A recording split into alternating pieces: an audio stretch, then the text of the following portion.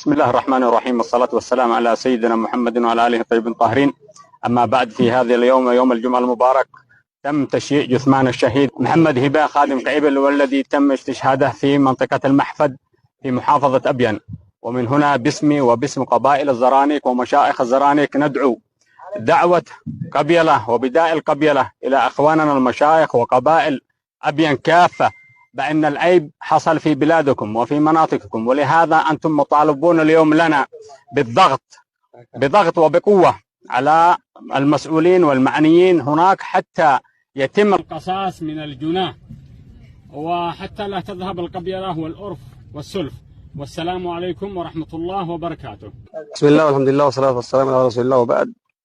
باسم قبيلة القعيبل خاصة وقبائل الزرانيك عامة، نوجه رسالتنا أولا لمدير أمن محافظة أبين الأميد علي ناصر باعزب الكاظمي، ونقول له: أنت خطيت وجهك لنا بأنك تجيب القاتل وتسلمه للجهات المعنية وتسلمه للجهات المختصة، ونحن وثقنا فيك ولا زلنا نثق فيك، ونأمل بأن تفي بوعدك وأن تبيض وجهك أمام الله أولا، وأمام أولياء الدم، وأمام هذه الوجوه من مشايخ وأبقال وأعيان قبائل الزرانيك.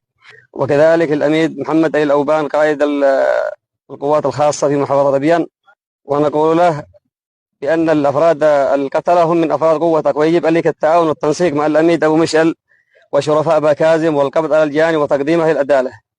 أما رسالتنا لمشايخ وأبقال وأعيان وشرفاء قبائل باكاظم، نقول لهم: الجناه منكم وفيكم، وجريمة القتل حصلت على أرضكم وفي أرضكم، والقاتل هو ابنكم، وقد مرت 10 أيام ولم يتم تسليمه للعدالة، ولا زال متستر بكم، وهذا لوم عليكم وعيب في حقكم وأمام قبائل اليمن ككل وأمام القبائل العربية عامة.